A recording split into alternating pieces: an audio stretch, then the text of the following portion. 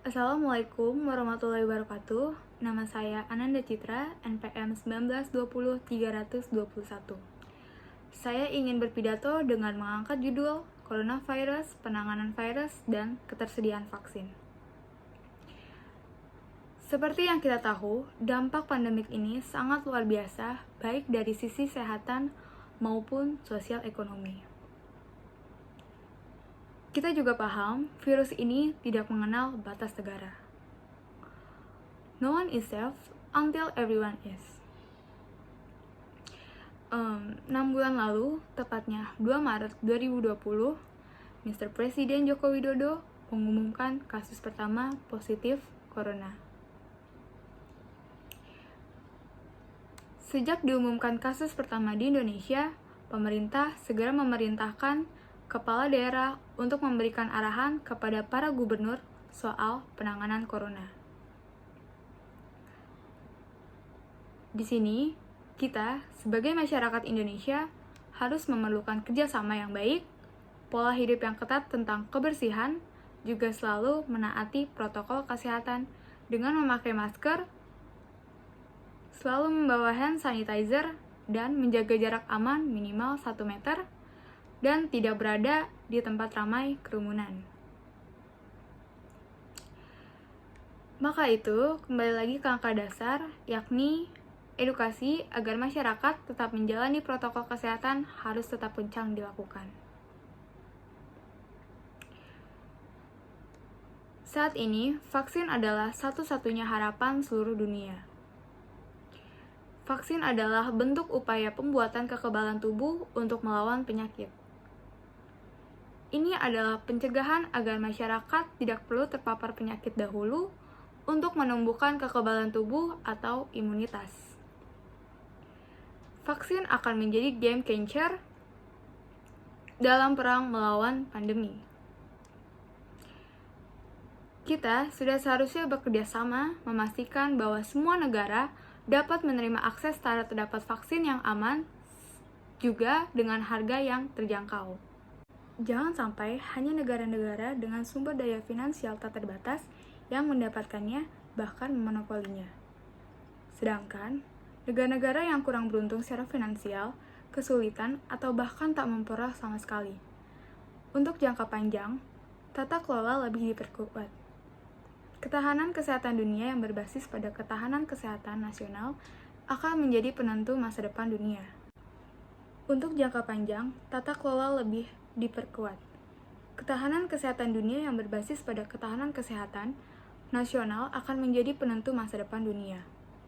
Untuk mempersiapkan vaksinasi COVID-19 di Indonesia, Kementerian Kesehatan telah melatih 7.000 dari 23.000 tenaga kesehatan nakes sebagai vaksinator.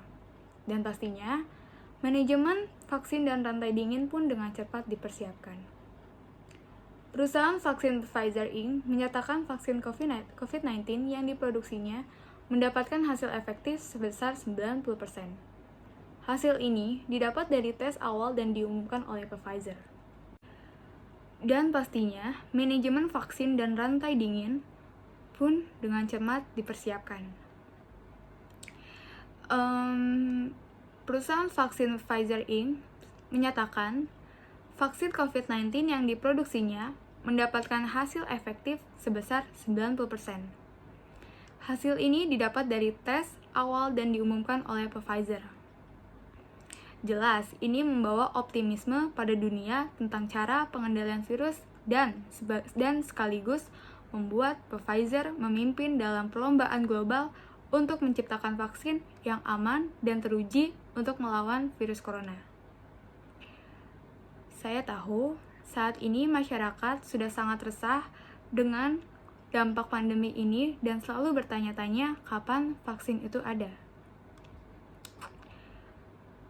Mereka ingin hidup normal kembali dengan tidak ada rasa takut akan terpapar virus corona yang tidak tahu kapan dan di mana mereka terpapar. Oleh sebab itu, masyarakat diminta untuk selalu sabar untuk saat ini dengan selalu menaati protokol kesehatan 3M. Minimal, dengan pola hidup sehat, insya Allah kita terhindar dari virus corona ini. Dan apabila mungkin terpapar, segera untuk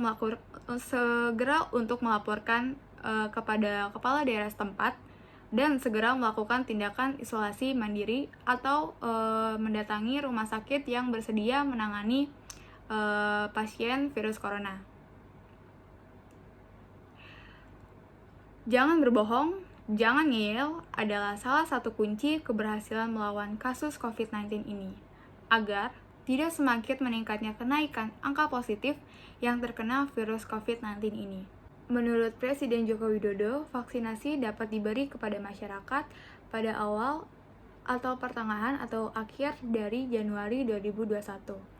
Dipastikan yang mendapat fasilitas vaksin itu terdiri dari tenaga kesehatan terlebih dahulu, lalu tenaga publik, dan yang ketiga tenaga pendidikan. Lalu dilanjutkan dengan masyarakat dengan daerah penduduk yang tertinggi.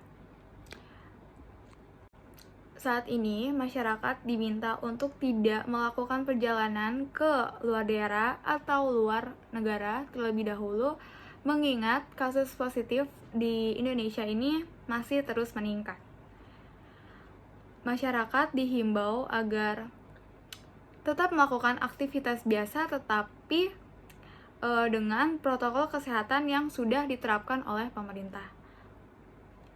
Seperti yang kita tahu, Indonesia ini terus mengalami peningkatan kasus positif corona. Tetapi di beberapa wilayah Indonesia sudah memasuki zona orange. Menurut Presiden Joko Widodo, Indonesia masih terbilang cukup baik dalam penanganan virus corona dibanding dengan negara lain, mengingat jumlah penduduk di berbagai negara pun berbeda-beda. Sekian pidato dari saya, kurang lebihnya mohon maaf. Wassalamualaikum warahmatullahi wabarakatuh.